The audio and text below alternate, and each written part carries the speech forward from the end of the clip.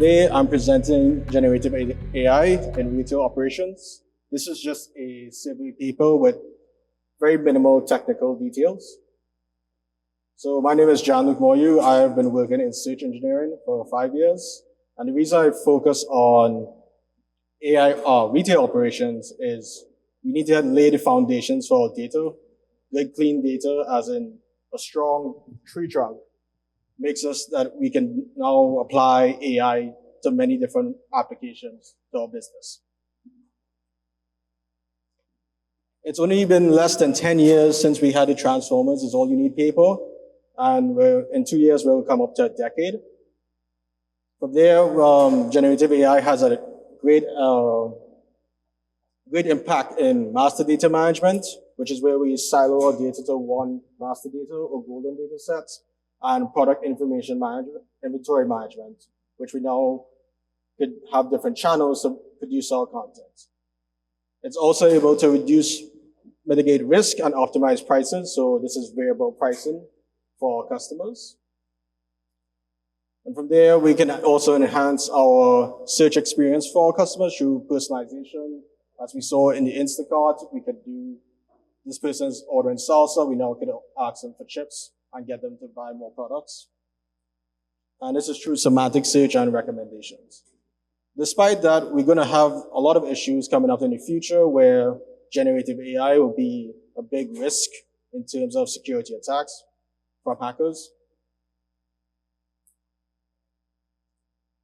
So let's talk about some use cases of generative AI in master data management.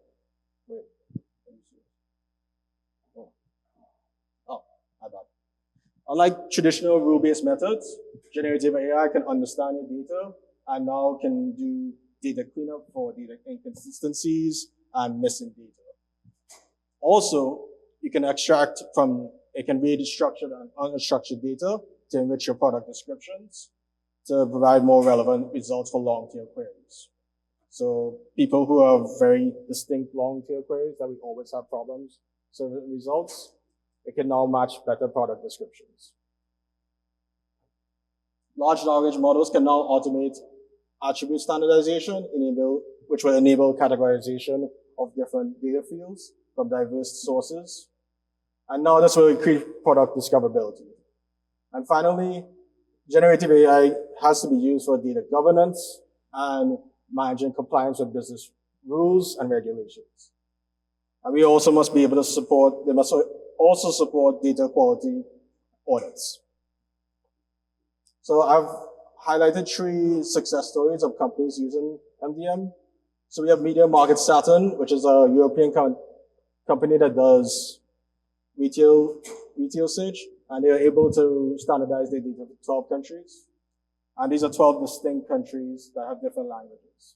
It's much easier for them to do morphology prediction. So what morphology prediction is we're optimizing store layouts, where do we place stores, and how do we get people to purchase more.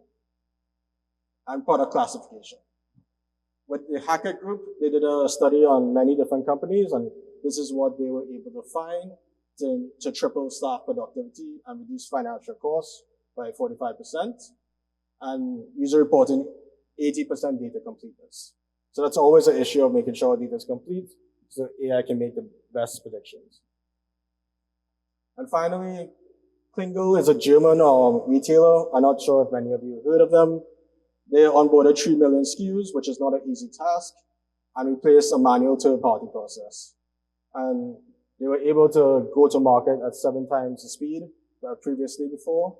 And this is important as there's fast fashion like Shein, Temu, H&M, so you have to compete with these other brands. And also reduce their customer call volume. So with improved product descriptions, we have less returns.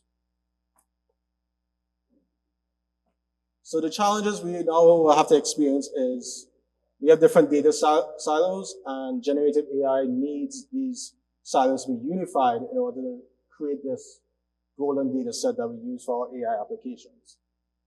Also, our use of PII or personal customer data must comply with current data regulations, such as GDPR or CCPA, which is the California Consumer Protection Act. and anticipated regulations in the future.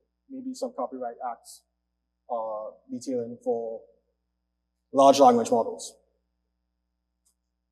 There's also somewhat a lack of transparency that's being resolved through graph attributions, how LLMs go through do the token predictions. We can sort of mitigate that through adjusting the temperature to be close to 0, to be more deterministic, and through prompt engineering and guardrails, and finally specialized LoRa adapters. We can make different models for different tasks, and they're specialized for those tasks. I would also recommend that users still act as judges or secondary auditors to avoid hallucinations. There have been many cases where the wrong descriptions on the tag of a product, and people have posted that online. So for the future of MDM, we will be looking at increased automation of all the data cleaning problems, as well as being able to access semi-structured, structured, and unstructured data. So Slack, GitHub, and all these other repositories. And now we'll have our data owners to go focusing on strategic tasks, as we can automate data quality insights and facilitate automated suspect management. Now from here, LLMs, PIMs are like the product inventory management. You can technically use a MDM as a PIM as an MDM and save cost that way. LLMs and multimodal LLMs will now be able to do enrich product descriptions, so it's similar to MDMs, and to increase accuracy and optimizing them for search engines. New multimodal LLMs, you can do text to text or text image to text to get that attribution. And what's good for LLMs is we can translate product attributes to other languages. So we can reduce our reliance on third-party companies. So let's take a look at some success stories. So Disney partnered with IceCat, which is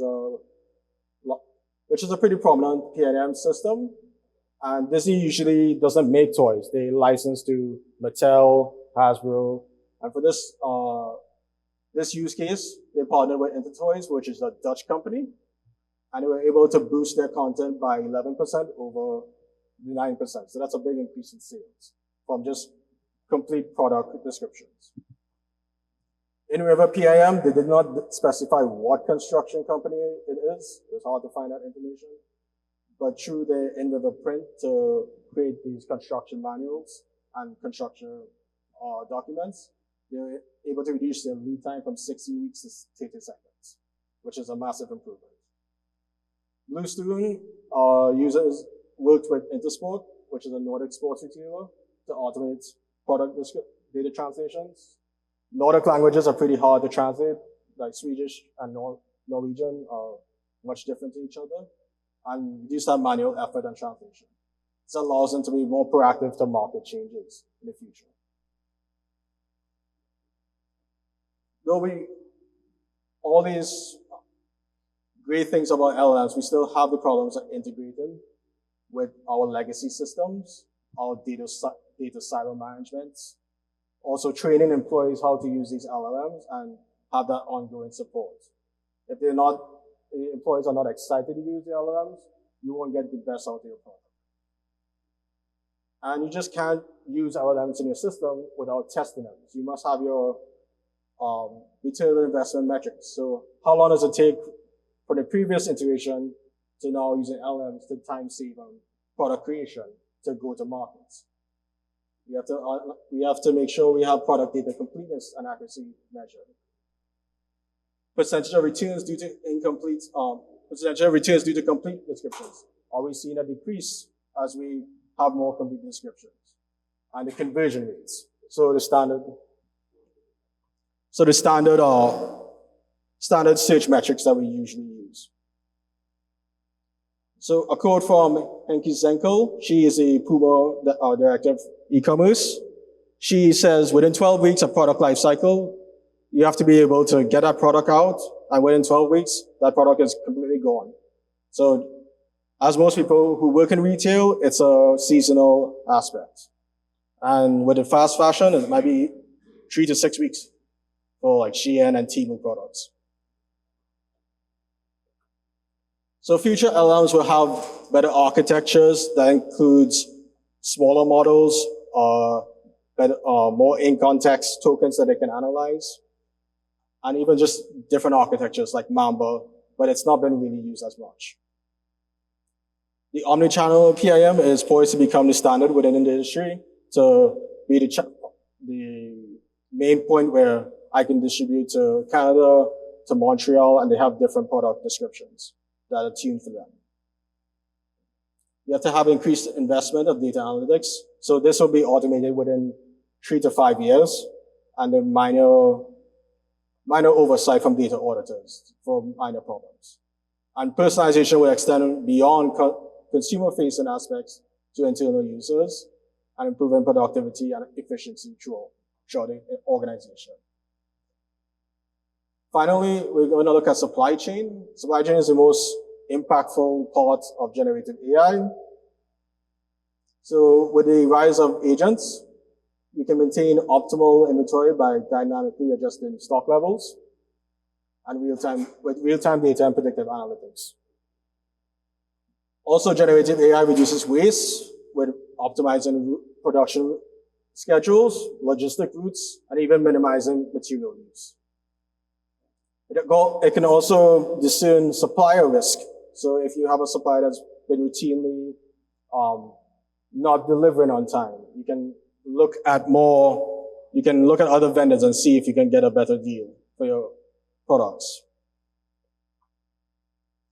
So I looked at a paper called Winning at All Costs.